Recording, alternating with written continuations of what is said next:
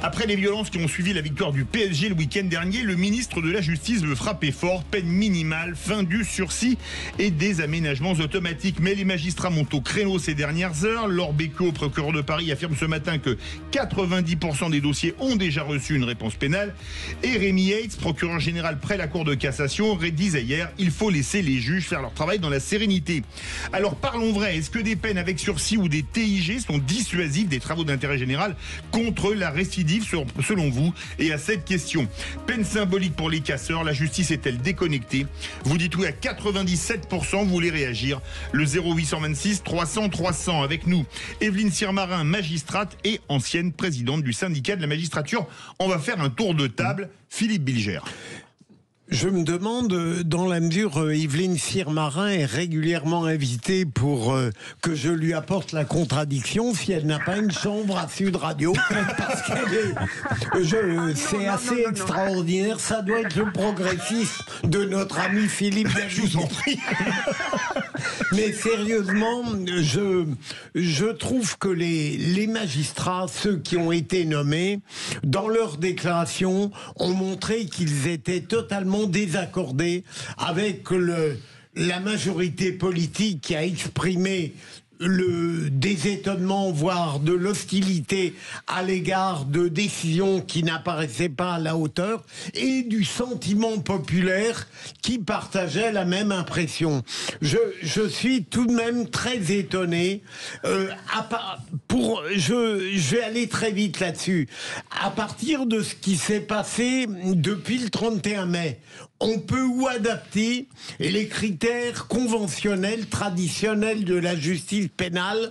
On voit arriver des prévenus dont certains n'ont jamais été condamnés, dont la preuve individuelle est difficile à rapporter, et on les condamne traditionnellement. C'est ce qui s'est passé à du sursis avec de l'amende plus le colifichet d'un stage de citoyenneté qui a à peu près autant d'importance que faire de mes amis contradicteurs des intelligents. Merci beaucoup, c'est sympathique. On a bien fait de venir. Plus sérieusement, ou bien on considère que les gens qui ont été déférés depuis le 31 mai, en dépit de leur acte apparemment isolé, appartiennent à un processus collectif de violence dans lequel ils ont participé, et on les condamne évidemment à des peines d'emprisonnement ferme. Mais quelle image la justice donne avec les déclarations qui viennent en plus théoriser une forme d'impuissance. Benoît Perrin, je vous rassure, Philippe Bilger ne vous a pas traité de crétin, ni vous, ni René Chi. Benoît Perrin. Bon, déjà, je trouve ça très chouette, très pertinent que les magistrats s'expriment et expliquent justement les décisions qui sont prises par d'autres. Donc ça, c'est, je trouve pour le coup une bonne nouvelle. En revanche, la vraie, je crois, mauvaise nouvelle, c'est effectivement tous les Français s'aperçoivent du décalage de plus en plus important entre justement la théorie et la pratique. En théorie, on nous parle effectivement d'années de 5 ans, de 7 ans de prison ferme quand on fait des vols, quand on agresse des policiers. Et Philippe l'a très bien dit, on se retrouve avec du sursis. Alors on nous répond toujours, ah mais vous savez, on regarde la gravité de l'acte. On nous répond, oui mais on regarde est-ce qu'il y avait des antécédents. Ensuite on nous répond, ah là là, mais on regarde aussi la situation personnelle de la personne qu'on a en face de nous. Bon, bah écoutez, très bien, mais quand on est, je crois, un citoyen français et qu'on regarde un petit peu ce qui se passe, on est quand même un peu affolé de cette perception, de ce sentiment qui d'ailleurs maintenant aujourd'hui n'est plus un sentiment d'une espèce de laxisme. Et c'est vrai qu'on est en train de se demander, mais pourquoi finalement il peut pas y avoir simplement des périodes de prison ferme très courtes, mais quand même des périodes de prison ferme. René Chiche. Alors, déjà, je ne suis ni laxiste, ni gauchiste pour montrer qui je suis. Par contre, je pense que le vrai problème, ce n'est pas que la justice soit déconnectée. C'est d'abord, je crois qu'elle est débordée, déjà, par le nombre de dossiers. Et surtout, il ne faut quand même pas oublier quelque chose d'essentiel, c'est que il y a, mais excusez-moi, il n'y a plus de place dans les prisons. Vous savez qu'il y a quand même 5 ou 6 000... Non, attendez, je termine, Philippe. Il y a 5 ou 6 000 détenus qui vivent par terre dans les prisons, qui dorment par terre. Il y a pas de place dans les prisons. Le candidat Macron, pour qui j'ai voté en plus en 2016-2017, avait dit qu'il allait construire 15 000 places de prison. Absolument. On est à 3 000. Même pas 5 000. On est un peu plus de 3 000 et au bout de 8 ans. Exactement. Le lot a coulé sous les ponts quand même depuis 2017. Excusez-moi, c'est quand même l'un des principaux problèmes, parce que je ne pense pas que les juges soient déconnectés et ne veuillent pas mettre en prison des gens. Je ne pense pas. D'ailleurs, je ne participe pas, moi, à cette meute anti-juge où on généralise vraiment tous les juges comme étant des juges syndiqués, opposés à l'emprisonnement, etc. Je pense que pas. Malheureusement, la situation actuelle fait qu'il n'y a pas de place. Et en plus, il y a quand même une échelle des valeurs dans les peines aussi, excusez-moi. Si on condamne quelqu'un qui a fait effectivement des actes totalement répréhensibles, comme un mortier, etc., à une peine importante, alors à combien va-t-on condamner la personne qui tue un enfant ? Je veux dire, il y a une échelle des valeurs dans les peines. C'est quand même le fondement du système judiciaire. Il faut réfléchir. Et je ne dis pas non plus que tous les Français pensent qu'il faut absolument emprisonner tous les délinquants, parce que je n'aime pas qu'on généralise ce genre de choses. On va donner la parole à Evelyne Sirmarin et après on fait le tour. Evelyne Sirmarin, pour répondre à Philippe Bilger, Benoît Perrin et René Chiche. Je pense que vous avez trouvé que René Chiche était le plus sympathique et pour le plus vous. intelligent. Ça j'ai des doutes. Non, mais c'est difficile. C'est difficile, vous voyez, parce que le problème, c'est que je vais vous dire que les peines d'emprisonnement, la durée est passée en 15 ans de 8 ans à 12 mois. Je vais vous dire que les prisons sont pleines. Mais ça ne va pas vous convaincre, parce que vous allez me parler du sentiment d'insécurité.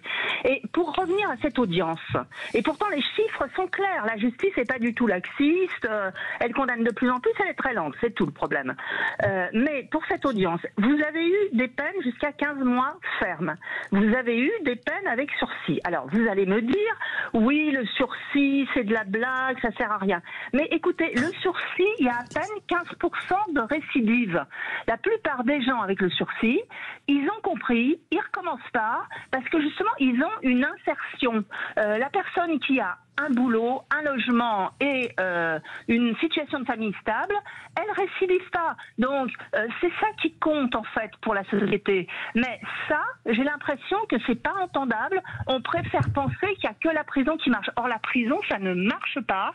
Il y a 60% de récidive. Dans ce cas-là, on va supprimer les prisons, alors, si ça marche pas. Non, pas du tout. Mais la prison, c'est pour les choses très graves. Si un policier, heureusement, n'est pas blessé, mais qui a quand même... Moi, j'ai eu des affaires, et je sais que M. Bilger aussi, on a tous eu... on balance une canette de bière sur un policier, on balance des trucs et tout. C'est inadmissible. Il y a une peine. Mais est-ce que ça vaut le coup de perdre son travail pour ça, si ensuite on ne recommence pas de toute sa vie? C'est ça, le boulot du juge. Et je finis simplement en disant, bon, tantôt, c'est les narcotrafiquants qui menacent les juges, et c'est très grave.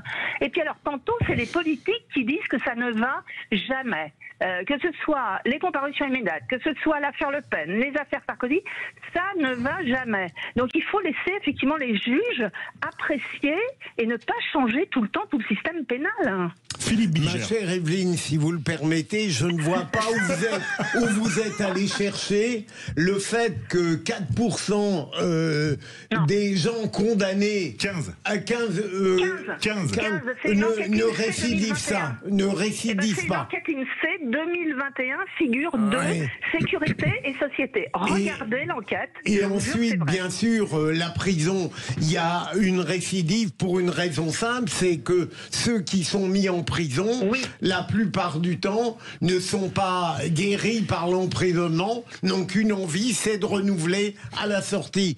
Mais là où vous fuyez, me semble-t-il, un petit peu le vrai débat, comme diraient les politiques, c'est le fait que vous ne nous répondez pas sur le sentiment et la réalité plutôt du hiatus grave entre les pratiques judiciaires à la suite de violences, d'incendies et de dégradations inadmissibles depuis le 31 mai. la discordance entre ces pratiques et l'attente populaire. Alors vous allez me dire que le peuple ne fait pas la justice, mais tout de même, lorsqu'il y a un tel gouffre, c'est très inquiétant. Et pourtant, la justice est rendue au nom du peuple français, Evelyne Sirmarin, pour répondre. Oui, mais bien sûr, mais moi ce que je voudrais, c'est que vous expliquiez, par exemple, pour chaque dossier, ça ce serait vraiment un travail intéressant des médias. Oui, c'est vrai, un tel a été condamné à 4 mois sursis, ça vous semble pas beaucoup, mais voilà la situation, voilà exactement ce qu'il a fait. Heureusement, il n'y a pas de policier blessé, donc on lui laisse une chance. Si dans 5 ans, c'est ça la sursis, si dans 5 ans vous récidivez pas, à ce moment-là, eh bien, vous n'allez pas en prison et c'est terminé. Et Monsieur Bilger lui-même, moi, ce que j'admire comme avocat général chez lui, c'est qu'il a requis des acquittements. Donc, oui, mais Evelyne, vous oubliez une chose. Vous nous parlez de la preuve individuelle. Elle n'a plus le moindre effet aujourd'hui dans des journées où des violences collectives sont commises et on applique une grille conventionnelle à des actes qui n'ont rien à voir avec la justice traditionnelle, en dépit de ce que dit mon ami René Chiche, qui est allé chercher le chiffre de 6000 personnes. Mais c'est vrai. Plaisanter, il y en a tout cassé, il y en a 2000. Mais pas du tout. Mais pas du tout. Excusez-moi, il y a 6000 personnes qui dans les prisons dorment dans. Bah si, c'est faux. Mais pourquoi vous dites 2000, 2000. Ah bah excusez-moi, moi j'ai le chiffre de 6000, donc vous affirmez ce que vous voulez. Vous les avez inventés. De toute façon, non pas du tout. Alors pas du tout. Je n'invente jamais rien. Et excusez-moi, et quand même le problème, au-delà de ce que vous avez dit, vous et Madame Evelyne Sirmarin. Mais excusez-moi, je répète ce que j'ai dit encore une fois. La surpopulation dans les prisons, c'est aussi un problème.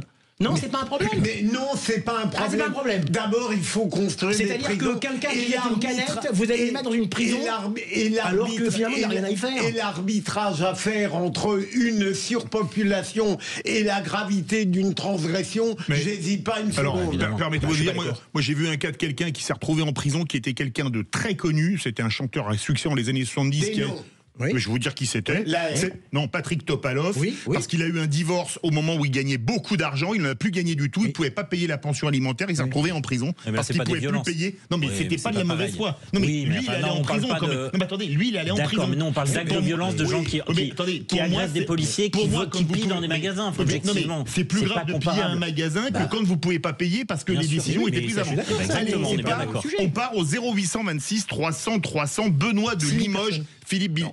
René Chiche. Pardon, excusez-moi. Benoît de Limoges, bonsoir. Bonsoir. Alors vous, vu de Limoges, il n'y a pas eu trop de violence à Limoges, ça a été? Non, ça a été. Alors qu'est-ce que vous en pensez, vous? Moi je pense qu'il faut déjà d'une part laisser un petit peu les magistrats tranquilles et faire leur travail. Alors je suis pas complètement sûr qu'ils soient déconnectés. Je pense qu'ils sont certainement plus formés que la plupart des Français à infliger des peines et des sanctions pour les erreurs qui ont été commises. Maintenant, comme dit vos intervenants, un peu tout a été dit. Le sursis, ça sert à quelque chose. Ça évite peut-être de recommencer des bêtises. Les prisons, il y en a pas assez. Et puis en construire, mais personne n'en veut près de chez soi, donc c'est compliqué aussi. Après, c'est vrai que quand on voit certaines exactions, on se dit peut-être que les peines ne sont peut-être pas assez lourdes ou qu'il faudrait peut-être trouver des sanctions autres que la prison, des réparations, des tiges, des choses comme ça. Après, moi, ce qui m'embête un peu dans cette polémique, c'est que ça vient de Monsieur Darmanin. Monsieur Darmanin, qui, bien qu'il n'était pas ministre de la Justice, est quand même au gouvernement depuis 2017. Et donc, s'il avait voulu faire quelque chose, je pense qu'il aurait pu le faire depuis belle lurette. Donc voilà, je pense qu'à un moment donné, il faudrait que chacun voit un petit peu, se recentre un petit peu et se remette en question, à commencer par Monsieur Darmanin. Alors, merci beaucoup, Benoît. Vous restez avec nous pour le qui c'est qui l'a dit. Evelyne Sirmarin, le mot de la fin pour répondre à Benoît et à Philippe Bilger qui s'est enflammé. Non, mais pas du tout. D'ailleurs, pourquoi il vous appelle Evelyne? Alors moi, je vous appellerai Madame Sirmarin, Madame la Présidente, Madame le juge. C'est devenu une amie sur cette radio. Ah, il y a des connivences, s'il vous plaît. Du moment qu'il ne m'appelle pas Madame Evelyne, ça va. Écoutez, non mais voilà, les conclusions, c'est qu'on a un tribunal qui a prononcé des peines entre 3 mois sursis et 15 mois ferme. Ça, c'est de la justice, c'est-à-dire qu'on a effectivement une application individualisée à chacun des peines. On ne peut pas avoir un barème avec une machine à juger, il faut des juges qui adaptent les peines. C'est l'article 8 de la Déclaration des droits de l'homme, personnalité des peines selon la situation et selon la gravité de l'infraction. Voilà ma conclusion. Merci beaucoup Evelyne Sirmarin. Je ne me permettrai pas de dire Evelyne contrairement à Philippe Bilger. Alors que depuis l'invité à chaque fois. Magistrate et ancienne présidente du syndicat de la magistrature. Allez, tout de suite, on va faire le qui c'est qui l'a dit. Et je dois dire que si Philippe Bilger triche, c'est prison ferme directement. Restez bien avec nous dans Les Vraies Voix.